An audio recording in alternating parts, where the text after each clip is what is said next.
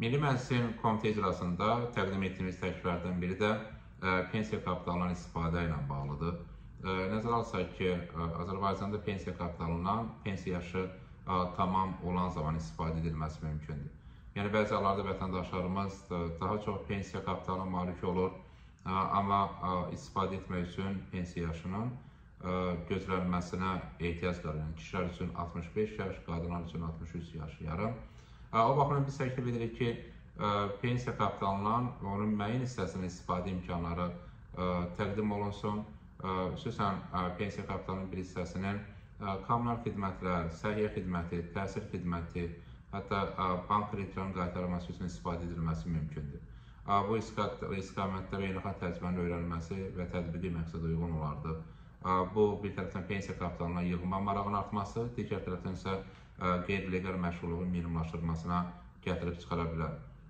Xüsusən nəzərə alsaq ki, bir sıra hallarda vətəndaş daha çox pensiya kapitalına malik olur. Hətta onun bir hissəsinin qeyd etdiyimiz istiqamətlərdə xərclənməsi daha səmərəli şəkildə kapitaldan istifadə imkanını artıra bilər.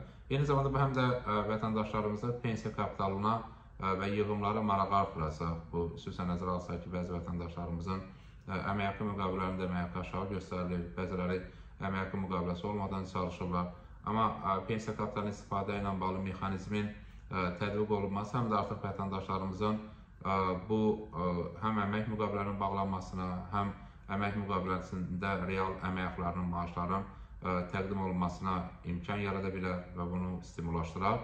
Onun yerine eyni zamanda məşğulluq sahəsində aparılan islahatlara da bir dəstək olar. Məşğulluq sferasının, xüsusən də qeyri-legal məşğulluğun aradan qaldırılması ilə bağlı islahatların məhz daha əmək müqaviləsi olan vətəndaşlarımız və ya əmək qabiliyyətli vətəndaşlarımız tərəfindən də daha sıx dəstəklənməsinə və onların xüsusən də legal əmək müqaviləsi ilə, əmək müqaviləsində əmək haqqının tam məbləği göstərməklə çalışmalarına şərait və stimul yarada bilər. Eyni zamanda təbii ki, vətəndaşlarımız imkan verə bilər ki, kapitaldan özünün tələbi olan və qanunla müəyyənləşdirilmiş istiqamətləri istifadə edə bilsin.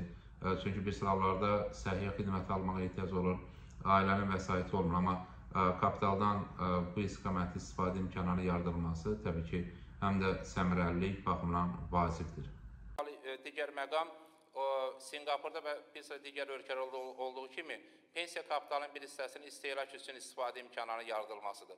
Və Amerika Birləşmiş Ştatlarında olduğu kimi minimum pensiya kapitalına yanaşı orta pensiya kapital anlayışından istifadə olunması və daha çox pensiya ödənişi olan vətəndaşlarımızın öz kapitallarının bir hissəsinin daha tez istifadə imkanlarının yaradılması, hansı ki qeyd etmək istəyirəm ki, Sinqapur daxil olmaqla bir sıra ölkələrdə artıq bu